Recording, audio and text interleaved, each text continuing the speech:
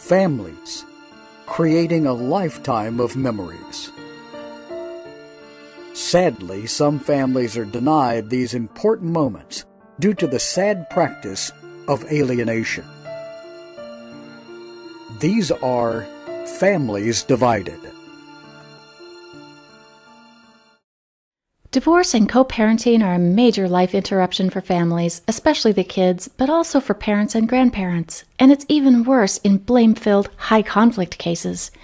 When parents engage in alienation by turning the kids against the other parent or grandparents, kids suffer.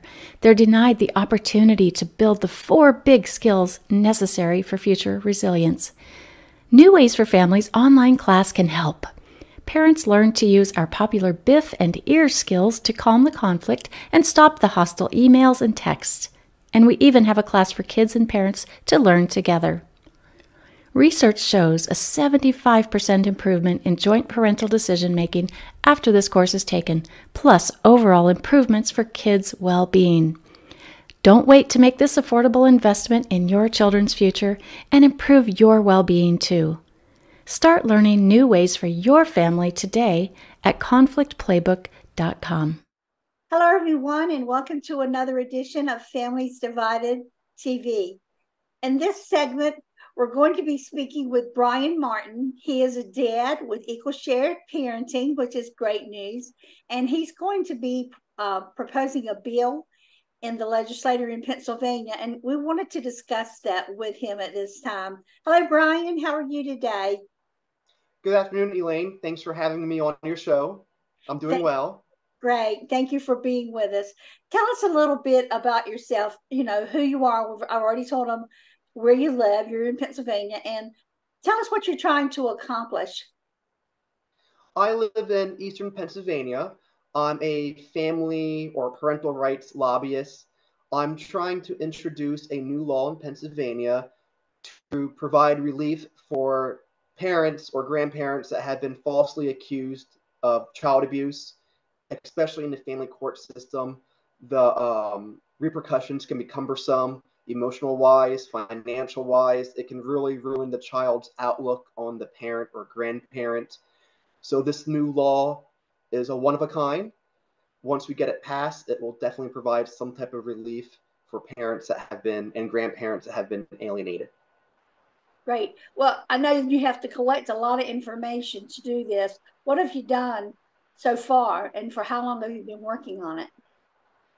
I've been working on this for about 2.5 years, interviewing a lot of people from your organization and your shows. We had many early morning and late night phone calls with the interviews from your supporters.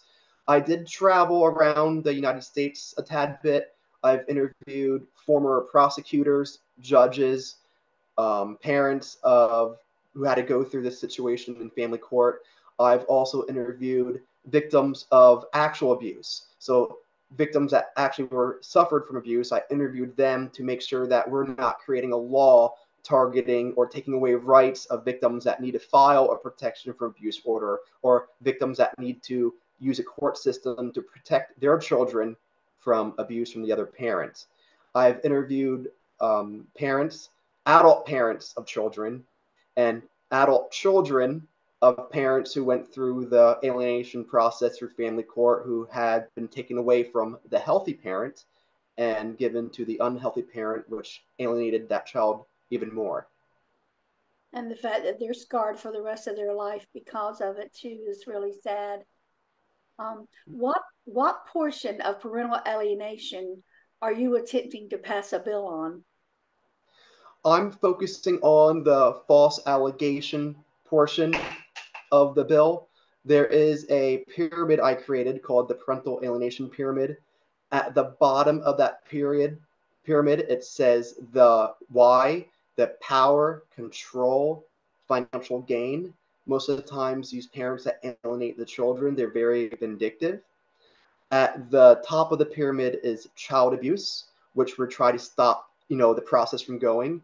And in the middle of the pyramid, there are 3 categories. You have your false allegations of abuse, you have your custodial interference, and then you have your brainwashing the child. Most of the times, a lot of these times that they're overlapping. So one person that may file a false allegation of abuse may also try to use that for custodial interference and brainwashing the child. A lot of times, all three categories are into play. At the top of the pyramid between the false allegations and the very top of child abuse, I introduced something called a roadblock. This roadblock is legal consequences. If there are legal consequences, that final tier of child abuse can be mitigated and or eliminated if the court system recognizes this behavior, which the bill is going to address. Great. I love your pyramids too, by the way. They're really nice. What type of numbers do you have about false allegations of abuse? And how often does this happen? In 2020, the Center for Prosecutor Integrity released a poll, a survey they conducted, and they interviewed a sample size of adult Americans. They found that 8% of adult Americans have been accused of false allegations of abuse. That could be domestic violence, any type of violence in the household, domestic violence, partner violence, or child abuse. That's what their sample size was. That 8% equates to about 20.4 million adults in America have been falsely accused of some type of abuse. Out of that 20.4 million, the research asked how many of those allegations were involved in the context of child custody. About 5.5 million Americans responded that their abuse has resulted in divorce proceedings, family court proceedings, child custody proceedings. And this isn't just in America. There are studies done in Canada, United Kingdom, over the world. So this isn't just a United States problem or a Pennsylvania problem. This problem is all over the world. There are studies everywhere. I've included the link in the PowerPoint slide that you guys can see and read through the article. There's tons of articles online that really go into the numbers. This was the most recent 2022 article that I found that really indicates the severity. And it is a very 5.5 million adults. That's a very severe problem in the United States. It's really sad. It's an epidemic all over the world, isn't it, Brian? Yes. It's really something. How do the courts, particularly family courts, how do they view false allegations of abuse? From my interviews and from transcripts I've actually read, the judges, as long as there's no quote unquote physical harm, like there's no evidence of harm, the judges just consider this, oh, one parent's having a bad day or a slap on the wrist. Don't do it again. There are some cases during my interviews that the judge actually reprimanded the parent who is falsely accusing or filed false allegations of abuse. But majority of the times, I've seen parents lose their children, not just for days or weeks, but for months. And there's a case I know of a father that lost his children for years because of the criminal court process, only to realize he was found not guilty of the allegations of abuse in criminal court. And he had to start over again in family court. And that took years and years to get his children back. The emotional toll on the children of not having that parent in their life, and the brainwashing of seeing that parent go through the court system, and even the emotional toll on the children being put on the stand in the criminal court or a jury, criminal court, and having to testify in front of strangers really is bad for the children. I mean, the emotional cost of the children, it's really terrible to see these children go through the process all because of a false allegation of abuse. It's really sad. Are there any laws in your state that can be utilized against false allegations of abuse? In Pennsylvania, there's a law called the Dragon Act, or I should say it's an act called the Dragon Act. That act has two elements: wrongful use of civil proceedings and abusive process. This law was created generally for frivolous medical lawsuits, where somebody would file a frivolous medical lawsuit against a doctor just to collect insurance money. It can be used, and I've seen an example of it being used by a father who used this law to sue the other parent because of a frivolous protection from abuse order, and that father won, or it was settled, and that father collected all the money that was provided in the lawsuit itself. Right. How is your proposed law different than Dragon Eddy? The Dragon Eddy does not take into consideration the ongoing allegations in family court.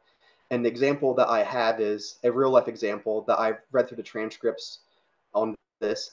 So under the Dragon Eddy, father was falsely accused of child abuse. The mother got a PFA. And because of that PFA, the father wasn't able to see the child for a period of, I think, like 10 days. Under the Dragon Eddy law, the father was able to recover all the money spent on the initial PFA hearing. However, this allegation of abuse kept occurring in child custody, and it was tens of thousands of dollars that the father had to spend to defend himself in child custody, the psych evaluations.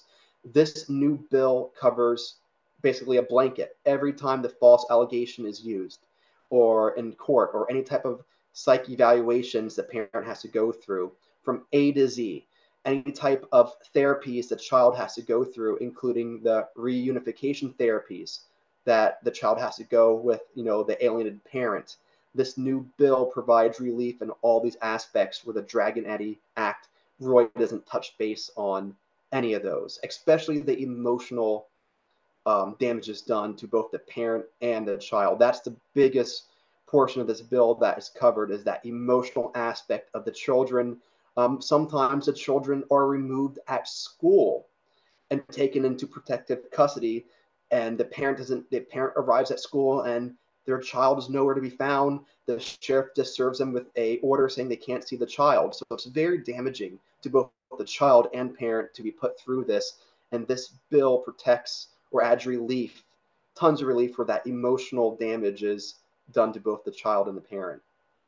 Yeah, and it's one thing for an adult as a parent to understand what's going on, but these children don't understand what's going on, and this is where it matters most, is what we actually are doing to the children. What are we saying to these children in doing these different actions?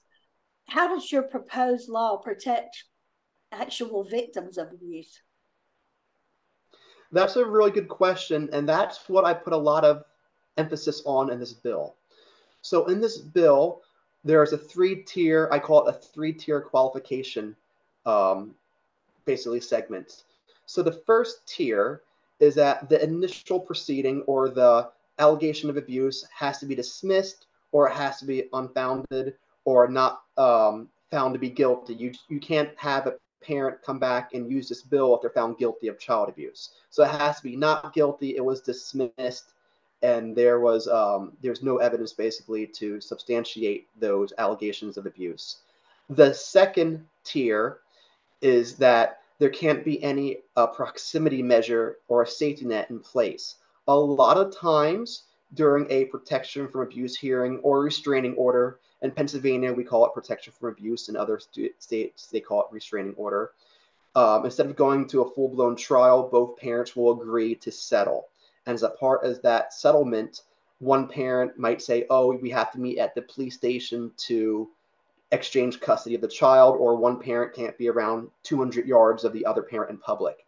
That's called a safety proximity measure. And most of the times when the PFA is quote unquote dismissed, a safety proximity measure is put in place.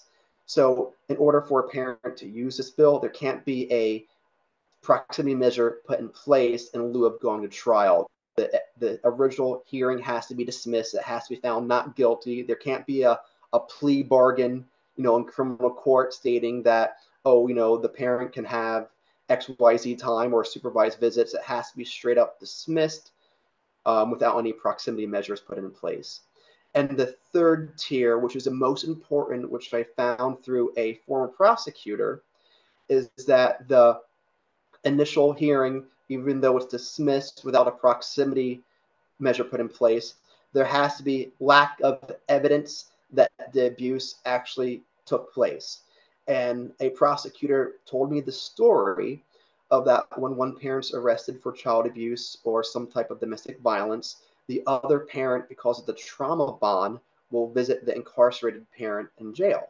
and the incarcerated parent will be like, "Oh, dismiss the case. Don't go to the PFA hearing or withdraw it. I'll change XYZ XYZ." And sometimes the parent that filed the protection and abuse order will just not show up. They will be so twisted around and manipulated around of not showing up and being told all these lies that they don't show up, and the PFA or restraining order is dismissed or the criminal charges is dropped. So because of this, there is a evidence portion. Whereas if there's evidence of the abuse actually taking place and the parent dismisses it, they just can't come back and sue because of it being dismissed. There has to be some evidence, medical records. A lot of times there is video. A lot of people have like door dash cameras on their or door cameras on their house. There has to be some type of evidence or lack of evidence the abuse has never occurred. And that's the final tier. That one took a little bit of time, about 6 months of interviewing victims of abuse, and they saw that as very favorable, that last tier, and they felt comfortable with that law, because this law has to protect the victims of abuse, and it also has to protect the victims of false allegations of abuse. So this bill has both sides, both good sides of the story. So there's always a good outcome for both sides, and the victims of actual abuse have that say of that they can't get their tables turned around on them because of that last tier. Yeah, and I want to emphasize what you said about going to court or not showing up. If you're serious about this and you're serious about your child and yourself, you really need to show up and follow through if you bring these charges, because like you said, you can't bring them back up. This is a done deal once you don't show up. So once and done deal. Yep. Yeah, and so you really want to make sure you carry it through, and I can't emphasize that enough. So Brian, what's going to be your next step now that you've got this going? And I want to commend you as well. You're doing a great job. I have been very impressed. That's why I wanted to bring you on our episode. And you're really being very proactive. You're really into this and making sure that it is passed, not just for your state of Pennsylvania, but for other states, because you're setting the precedent here. This is nowhere in the United States at this time. So Pennsylvania will be setting the precedent. So there's much work that has to be done, I know. So tell me what your next step is going to be, Brian. Currently, I'm meeting with Pennsylvania lawmakers. I'm getting a lot of good feedback with this law. We're changing the legal wording around a little bit to make it more in line with a Pennsylvania law system. So we have some lawyers that are drafting up some verbiage to make sure that it's really good for a law. We need a sponsor in Pennsylvania to sponsor the bill. That's called a blueback once it gets sponsored. And then once it's a blueback, it gets put on the floor for a vote. And if it gets passes the vote, it gets made into law. That's a simple explanation. There's a little bit more detail, but that's basically in essence how a law gets passed in Pennsylvania. A lot of the people, the state reps and senators that I've met with in Pennsylvania, they are, I should say, not blown away, but they don't understand, or they don't understand the severity until I show them the numbers. 5.5 million Americans have been falsely accused of abuse, and that's in child custody cases alone. So when I start saying these numbers, I usually get the, oh my God, this is a lot, or oh my gosh, this is a lot of false allegations of abuse. And then when I say about the numbers of the legal expense or the emotional expense, and that's a big thing I always touch on, the emotional expense of the children and the parents of not seeing their children, and the grandparents, because grandparents are involved in this as well, of the grandparents not seeing the children. Once I start saying that, I get a lot of positive vibes and positive feedback from the lawmakers in Pennsylvania when they actually understand the severity. And occasionally I'll go a little bit further and I'll explain to the lawmakers that, once again, this isn't just in Pennsylvania. This is worldwide, international. During my interviews, I've interviewed people from United Kingdom, Canada, Australia, Spain. So this is an international problem, not just a Pennsylvania problem. So when I put it in that proportion, I get very positive feedback from lawmakers in Pennsylvania who want to pursue this, and that's where we're going right now. I'm meeting with about 2 more each week, or attempting to meet with 2 lawmakers a week. So we're moving forward. I mean, the last 2.5 years was interviews, and upcoming the last stage of this process is getting this into a bill and making sure it passes in Pennsylvania. That's great. Brian, what kind of help are you going to be needing? I know we've got it across the bottom of the screen, how to contact you, but this isn't just going to be a one-person deal, although it is affecting so many, and you will be, the leader of getting it all done and the structure of it. But I know, as we all know, that the lawmakers look at the constituents and to see how far it goes. I know you even had numbers from Canada and all that, but what type of help are you going to be needing? What do you want people to do?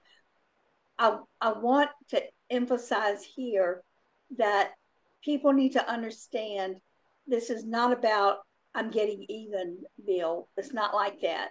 It's not about you falsely accused me, so I'm going to get even through this way, which a lot of people, and I'm sure some of the legislators have thought, okay, that's what this is about. It's not that at all. What it is about is getting a law where this cannot happen, to where when people don't want to do what the courts have already told them to do, as far as letting their children get to see the other parent, then they start making up lies. And this needs to be protected, because most importantly, you are depriving that child of his family or her family. And people need to understand that if we don't stand up and fight and be the voice of these children being kept from their families, nobody else is going to do it. And we don't need to do it in a vengeful way, of course. This is to protect the children and the families, the grandparents, the parents, and most importantly, the children. So tell me what you need, Brian. We want to make sure you get the help that you need to get this passed, because again, you're setting the precedent and you're doing a great job. Again, a great job. And you're very organized, you're very structured, you've got your knowledge, and you're really hustling. And I really commend you for that and have great respect for that. But you can't do it alone. You need help. So what specifically do you need? Right now, I've created a petition on a website to showcase to the senators how much support we have in Pennsylvania. A lot of like I said, a lot of senators, they don't understand the severity of the aspect until they actually see hardcore numbers. And there's a saying, there's a power in numbers. And that's why I created a petition online.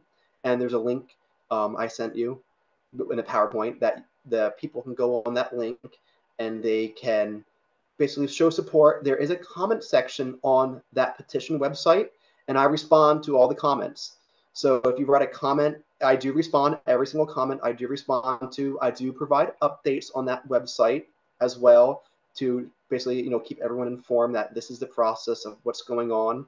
Once we get a blueback, I will be doing a complete update through emails on the website as well, the petition website as well with you, because I know your emails are really thorough and involved. So I'll be definitely updating everyone that has interest in this bill and what this bill is about. That's great. And again, so many times I see through all these 12.5 years I've been working with Alienation and doing the things that I do, that people want to gripe and complain and whine and cry, but they don't want to do anything about it. And here is an opportunity where we can make a difference. We can make a law in effect, and the law does matter. A judge can't go but so far without a law, okay? And this is where you need to pay attention, people. Make sure that you want to do your part. If you're in the state of Pennsylvania, do your part, step up, let your kids know you fought, that you wanted to make sure nothing can happen that's going to be like a false allegation or a lie that's going to keep me from you. Nothing. I'm going to fight to prevent that from happening. And you're setting the precedent again for other states. You're also setting the precedent for down the road, years to come, with other children, with your children's children, down the road, even, that this law is there. And if the law is there, the judge has got to look at the law, plain and simple. He's got to, he or she has got to check it out and say, okay, this is here. This can't be done. If you are doing this, there's going to be repercussions. And I'm really thinking this is going to be a big issue, a major issue, in getting rid of these people that want to falsely accuse others, whether you're a dad or a mom. It doesn't matter. I've seen it on both sides. And it's really important. So I do hope, again, that you'll come out and you'll be proactive. And I want to say get aggressive, but I say that in a mild tone. We don't want anything that's not that's untoward, where you're doing something you're not supposed to do. But we want you to fight for these children, and as well as others and yourself. So Brian, I really want to thank you again for coming on Families Divided TV. And I just hope and pray that God intervenes here and helps you with the bill, and gives you guys the strength and the knowledge you need and the perseverance, because it is a drawn process. But I really do hope you'll contact Brian. Many have, for the other things that we've sent mass emails out. And I really appreciate you doing that for him and for others, and helping him, because we're all about the children. Okay. First and foremost, I don't like seeing what's happening with these children. I don't like seeing children that went through this, like Brian was saying earlier, and now they're adult children. They're scarred forever. It's never going to not be, and you can't get back the years and the time that was wasted from being apart from your family. So if we don't fight, no one else is. So Brian, God love you, son. And you take your, I can say son, because I'm old enough to be your mother. But thank you for having me today as well on the show. And thank you for all of your followers and supporters that I was able to interview. I know it was like over a couple of months. I had a lot of interviews and scheduling, and like I said, late night phone calls, early morning phone calls. And that was an international interview. So I had callers from everywhere, all over across the world. So thank you for all the people that took their time out, that shared their story with me, that gave me some really good ideas, really good pointers. Even some of the language that we changed around in the bill. One of your supporters and followers, who is very English oriented, really gave me new verbiage to use. So it's because of you and the followers and supporters that are really pushing this bill, up to the top. So thank you for everyone that, has been involved in this in the last couple, or years, I should say, years. It's been going on for years. So thank you for everyone that has been with me in this bill for the last couple of years. Absolutely. And do you, another quick question, do you think you would like for some of the professionals to reach out to you? I know that there's one in the UK that has reached out to you. She came through me to get to you. And so do you need more professionals here in the US, especially? Yes, if there's professionals that will reach out to me, I like to use either psychologists or any other professionals, because there is a mental aspect of somebody that does a false allegations of abuse. And when you start to understand the reasoning behind that, similar to the bottom portion of that pyramid, the why portion, a bill can be really created to compensate of why they're doing this. And so if there's professionals out there that can reach out to me, I would greatly appreciate that as well. That would be great. And I do encourage you as professionals to do so. Again, this is going to help your work as well. It absolutely will. I know we're having trouble in lots of courts with reunification, where you've got anti-PA people that are trying to do things. Well, this here is another part of that scenario that you want to take care of. So reach out to Brian. Again, we're going to keep it on the screen the whole time we were on today. I will tell Cameron to do that. And just thank you guys for listening and paying attention. Share this video. Share the heck out of this video, please. Get it out there. Yeah, we want to get something done. So we will get back with Brian, and we'll keep updates on what he's doing. And we thank you guys. We're praying for all of you, that the Lord will intervene and get many of you reunified. I know this past week alone, I've seen 2 success stories, which have just been such a blessing. I even got 2 pictures yesterday from one of the adult alienated moms and grandmom, and man, it just tore I'm getting chills just talking about it. It just tore me up, and such a blessing that to see the love and the happiness there, even in the adult daughter. I looked in her eyes and I saw, the shimmery eyes where she was so happy to be back with her mom. And after 5 years and 10 months of being away, and the grandmom finally meeting her grandchildren she'd never seen before. And so it's great, but we got to keep persevering and do what we need to do.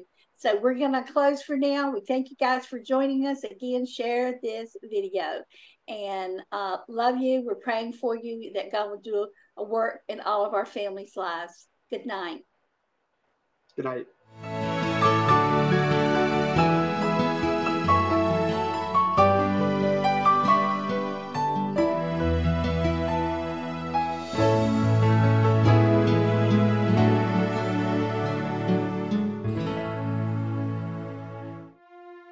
Next week on Families Divided TV, Dr. Susan Heitler discusses narcissism and parental alienation, clarifying examples.